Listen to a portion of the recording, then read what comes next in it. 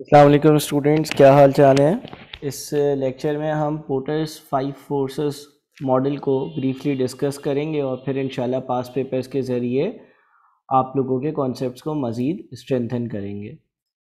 तो जनाब, porters 5 forces model क्या है? Porters 5 forces model analyses the factors which determine the intensity of competition within an industry and consequently the level of profits which can be sustained in that industry। यानी कि porter 5 forces model जो है वो आपके इदारे के जो factors होते हैं ना, जनरली एक्सटर्नल फैक्टर्स, उनको एनालाइज करता है। कंपटीशन कितना है उसकी इंटेंसिटी को आपको बताता है कि एक इंडस्ट्री में कितना कंपटीशन है, और नतीजन आपको ये पता चलता है कि आप उस इंडस्ट्री में रहकर किस लेवल का या कितना प्रॉफिट कमा सकते हो, कितना प्रॉफिट जनरेट कर सकते हो। According to this model the industry is influenced by following 5 factors. आपने ये बात याद रखनी है कि पोर्टर्स 5 फोर्सेस में 5 बातें हैं कि जिनकी वजह से आपका जो इदारा, आपकी जो कंपनी, आपकी जो फर्म है, उसको इम्पेक्ट होगा। यानी कि 5 फैक्टर्स आपने देखने हैं। Number 1, threat of new entrants, यानी कि जो नए लोग काम करने आएंगे, जो आप जिस इंडस्ट्री में काम कर रहे हो या आपकी जैसी ही सिमिलर कंपनी ओपन करना चाहेंगे तो उसका कितना थ्रेट है।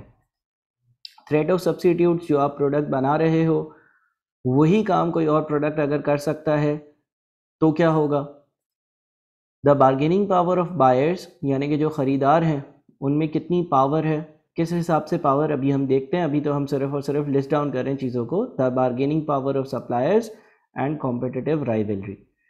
तो ये 5 बातें आपने याद रखनी है। Threat of new entrants, threat of substitutes, bargaining power of buyers, bargaining power of suppliers and competitive rivalry. अगर ये 5 फैक्टर्स आपको याद रहते हैं तो यही पोर्टर्स 5 फोर्सेस है।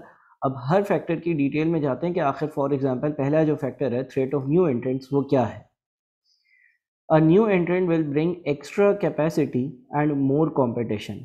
देखें, अगर आप किसी ऐसी कंपनी में ऑपरेट करते हैं, आपकी जो फर्म या कंपनी ऐसी है कि या आप कोई ऐसा बिज़नेस करते हैं जो बिज़नेस कोई और फ़ौरन से स्टार्ट कर सकता है।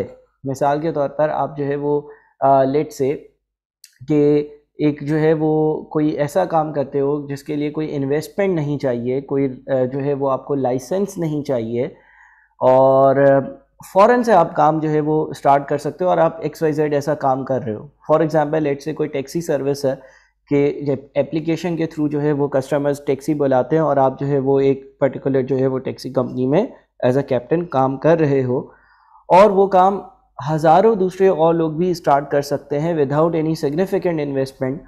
तो आप कहोगे कि यार अगर नए लोग आएंगे, अगर और मज़ीद सर्विस प्रोवाइडर्स आएंगे इस फील्ड में, तो होगा क्या कि आपकी जो डिमांड है, यानी कि आपके लिए एक तो कंपटीशन बढ़ जाएगा, आपके लिए ऑपरेट करना मुश्किल हो जाएगा, और अब कस्टमर्स के पास बहुत सारे चॉइसेस होंगी।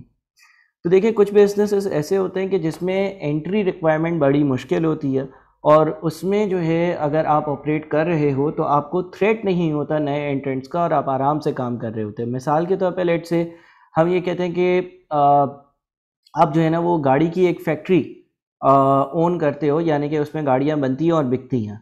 अब ये हर किसी के बस की बात नहीं है कि गाड़ी की फैक्ट्री जो है वो लगा ले। उसके लिए लाइसेंस चाहिए, उसके लिए लीगल रिक्वायरमेंट्स पूरी करनी है, ह्यूज इन्वेस्टमेंट चाहिए। तो हम कहेंगे कि ये अगर गाड़ी बनाने वाली इंडस्ट्री है तो उसमें थ्रेट ऑफ न्यू एंट्रेंट्स जो है ना वो लो है, यानी कि नए एंट्रेंट्स के आने का खौफ या डर बहुत कम है। The strength of this thread depends on Number 1, the strength of the barriers to entry, economies of scale, investment required, access to distribution channels and government regulations। यानी कि ये जो बैरियर्स है ना एंट्री के, ये अगर ज़्यादा होंगे, अगर जो बैरियर्स टू एंट्री है वो हाई हो, तो नए एंट्रेंट्स बड़े मुश्किल से आएंगे, और अगर आपका बिजनेस है तो वो चलता रहेगा और शायद आप जो है वो डिक्टेट भी कर सको चीज़ें। The likely response of existing competitors, यानी कि जो एग्जिस्टिंग कॉम्पिटिटर्स हैं वो किस तरह से रिस्पॉन्ड करते हैं कोई नया एंट्रेंट आता है, तो इस बात पे भी थ्रेट ऑफ न्यू एंट्रेंट्स की बात डिपेंड करती है। फॉर एग्जांपल लेट से कोई नया बंदा आपके जैसा काम करने आता है और जो सारे कॉम्पिटिटर्स हैं वो उसको पुश आउट करने के लिए अपनी सेलिंग प्राइसेस कम कर देते हैं, ताकि जो नया एंट्रेंट है उसके पास तो इतनी इन्वेस्टमेंट नहीं होगी, ना ही वो अपनी सेलिंग प्राइसेस रिड्यूस कर सकेगा, तो उसको बिल्कुल मार्केट से बाहर निकाल दें। तो इससे क्या होगा कि कम लोग होंगे, कम कंपनीज ऑपरेट कर रही होंगी और थ्रेट ऑफ न्यू एंट्रेंट्स बहुत कम होगा, और इसकी वजह से आप जो है अपनी प्राइसेस भी डिक्टेट कर सकते हो या अपनी मनमानी भी चला सकते हो। दूसरी चीज़ थ्रेट ऑफ सब्सिट्यूट्स, यानी कि जो आप प्रोडक्ट बना रहे हो और वो जो प्रोडक्ट काम कर रहा है, अगर ऐसे ही काम करने वाले बहुत सारे प्रोडक्ट्स अवेलेबल होंगे तो आपके पास जो पावर होगी, आपके हाथ में जो पावर होगी वो रिड्यूस हो जाएगी। The presence of substitutes can lower industry attractiveness and profitability. आप कोई ऐसा काम करने जा रहे हो कि जिसके लाखों या हज़ारों अलग अलग तरह के सब्सिट्यूट्स हैं, या वो काम जो है बहुत सारे मुख्तलिफ अलग तरीक़ों से भी हो सकता है, तो शायद उस बिज़नेस में, उस इंडस्ट्री में जो रिटर्न्स या प्रॉफिट्स होंगे वो कंपैरेटिवली कम होंगे। When there are substitute products that customers might buy, firms must make their products more attractive than the substitutes. अगर बहुत सारे सब्सिट्यूट्स किसी बिज़नेस के अवेलेबल हैं तो एज अ कंपनी आपको अपना जो प्रोडक्ट है उसको जो है दूसरों के ऊपर दिखाना होगा, उसको ज़्यादा अट्रैक्टिव दिखाना होगा।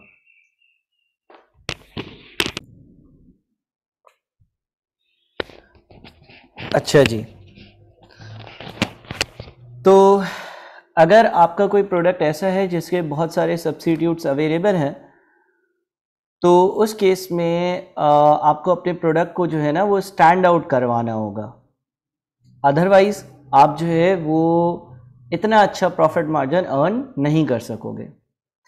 The strength of this threat depends on buyers willingness to switch to a substitute, यानी कि अगर तो जो बायर है वो आराम से आपका प्रोडक्ट छोड़कर और कोई सब्सिट्यूट प्रोडक्ट ख़रीद सकता है बड़े आसानी से, तो इसका मतलब ये हो गया कि आपके पास पावर जो है वो सिग्निफिकेंटली कम है।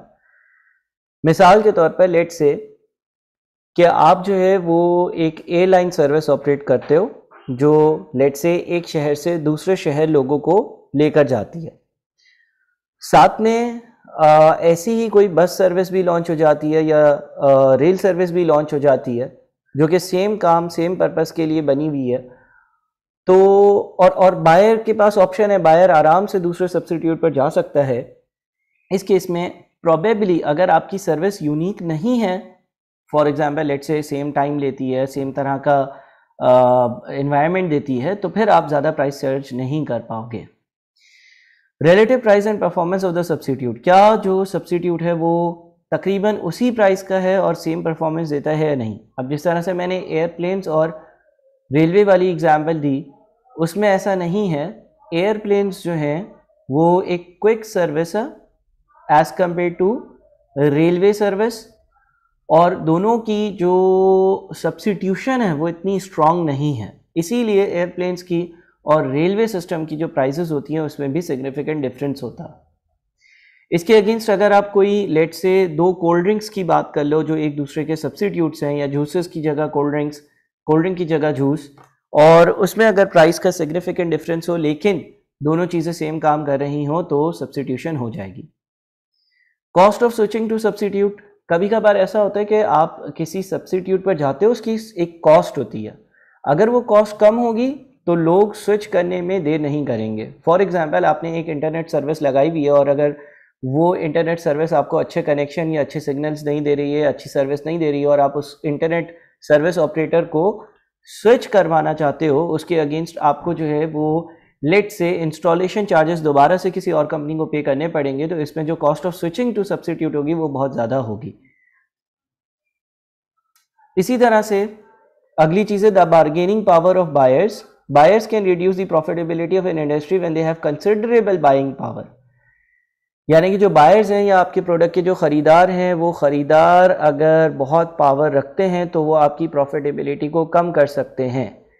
ये तब होता है जब एक ख़रीदार के पास बहुत सारे ऑप्शंस हो, X, Y, Z, A, B, C, D, E, तो आपको अपनी कंपनी के प्रोडक्ट की प्राइसेस कम करनी पड़ती है, क्योंकि बायर सीधा सीधा ये कह देता है कि ठीक है, अगर आप इस रेट पे नहीं बेच रहे हो तो मैं आपके आपसे नहीं खरीदूंगा बल्कि दूसरी कंपनी से खरीद लूंगा। तो ये जनरली तब होता है जब आपके पास बहुत सारे सब्स्टिट्यूट्स अवेलेबल हों।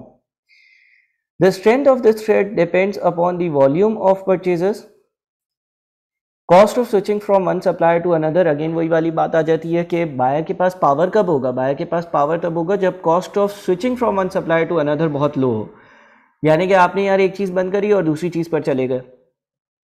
फॉर एग्जाम्पल लेट से इंटरनेट सर्विस प्रोवाइडर्स की बात करते हैं और लेट से मैं ये कह दूं कि कल से इंस्टॉलेशन कॉस्ट ज़ीरो हो जाए, कल से इंस्टॉलेशन कॉस्ट ज़ीरो हो जाए और आपके घर पर एक इंटरनेट का कनेक्शन लगा हुआ है लेकिन वो आपको जो है वो सही स्पीड या सर्विस प्रोवाइड नहीं कर रहा, तो आप फ़ौरन से बोलोगे कि ठीक है भाई, कल से मैं आपसे जो है वो सर्विसेज नहीं लूँगा और मैं XYZ कंपनी के पास जा रहा हूँ। तो इस केस में क्या है कि अगर बायर के पास दूसरी कंपनी पर जाने का ऑप्शन लो कॉस्ट होगा या ज़ीरो कॉस्ट पर होगा, तो आपके पास एज अ कंपनी प्रॉफिट कमाने के चांसेस रिड्यूस हो जाते हैं।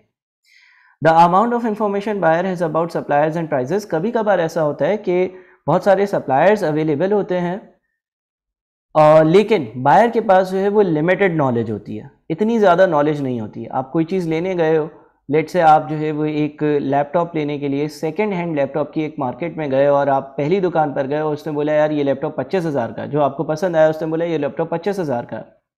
आपने करीब की 1 से 2 दुकानें देखी, वहाँ पे भी वो 25 और 27,000 का ही आ रहा था, तो आपने ये कहा कि भाई ठीक है चलो मैं इसको ख़रीदता हूँ। लेकिन मे बी अगर आप थोड़ा सा ज़्यादा घूमते फिरते, ज़्यादा इन्फॉर्मेशन गैदर करते, तो शायद आपको कोई सप्लायर ऐसा भी मिल जाता कि जो यही लैपटॉप, यही सर्विस, यही चीज़ 15,000 में, 8,000 में, 10,000 में, 12,000 में दे रहा होता। तो अगर बायर्स के पास इंफॉर्मेशन हो, अगर बायर्स के पास हर तरह के सप्लायर की रेडीली अवेलेबल इंफॉर्मेशन हो, उस केस में जो इंडस्ट्री की कंपनी है वो इतने ज़्यादा प्रॉफिट्स अर्न नहीं कर सकेगी, बिकॉज बायर जो है वो आपको छोड़कर और दूसरे किसी सप्लायर पर चला जाएगा। लेकिन अगर उसके पास इतनी इंफॉर्मेशन नहीं होगी, सफिशिएंट इंफॉर्मेशन नहीं होगी, तो ऐसा नहीं हो सकता। The quality buyer is willing to accept, buyer की जो क्वालिटी होती है, जो वो चीज़ परचेज कर रहा है उसके लिए जो वो क्वालिटी चाह रहा है, वो क्वालिटी अगर हर कोई दे रहा है तो उसके पास बार्गेनिंग पावर अगेन मौजूद है। The bargaining power of suppliers, suppliers की बार्गेनिंग पावर की बात करते हैं। अगर हम सप्लायर्स की बार्गेनिंग पावर की बात करते हैं तो सप्लायर्स की बार्गेनिंग पावर में हम ये डिस्कस कर सकते हैं कि जनाब, तो बार्गेनिंग पावर ऑफ सप्लायर्स में पहला पॉइंट है suppliers can exert pressure for higher prices, यानी कि जहाँ से आप चीज़ें परचेज कर रहे हो, जो आपके सप्लायर्स हैं, अगर उनके पास पावर हो तो वो आपको फोर्स कर सकते हैं ज़्यादा प्राइसेस पे करने के लिए। अच्छा, ऐसा कब होता है? ऐसा तब होता है जब आपका जो रॉ मटेरियल है उसके लिमिटेड सप्लायर्स हों, अनलिमिटेड सप्लायर्स नहीं हो। आप कोई ऐसा प्रोडक्ट बना रहे हो जिसके लिए रॉ मटेरियल सप्लाई करने वाले लिमिटेड लोग हैं, तो आपने उन्हीं से वो चीज़ परचेज करनी है और वो आपको फोर्स कर सकते हैं टू पे हायर प्राइसेस, ठीक है।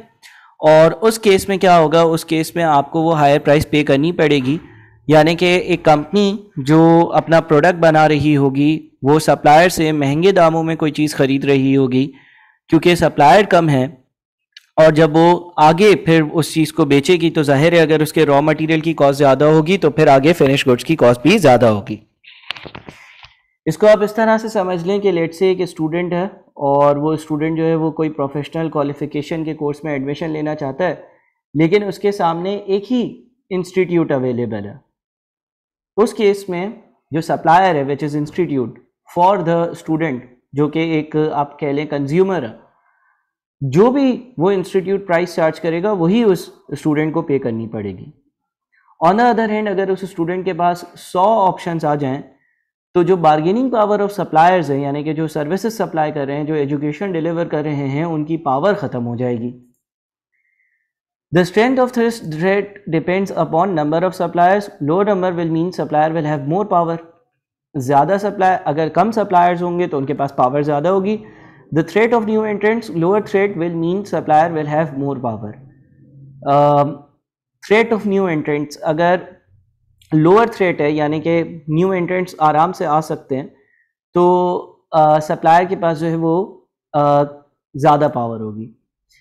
Differentiated product, if the product is distinctly better or more suitable than the products of rival suppliers, suppliers will have more power। यानी कि अगर आपका जो सप्लायर है उसका जो प्रोडक्ट है वो एक यूनिक मुख्तलिफ डिफरेंट प्रोडक्ट है विद एडिशनल या एड ऑन या स्पेशल फीचर्स, उस केस में सप्लायर के पास पावर ज़्यादा होगी क्योंकि आपको भी उस प्रोडक्ट की ज़रूरत होगी। कॉम्पिटिटिव राइवलरी या आखिरी हेडिंग है profitability also depends upon competitive rivalry in an industry. More competition will mean lower profits.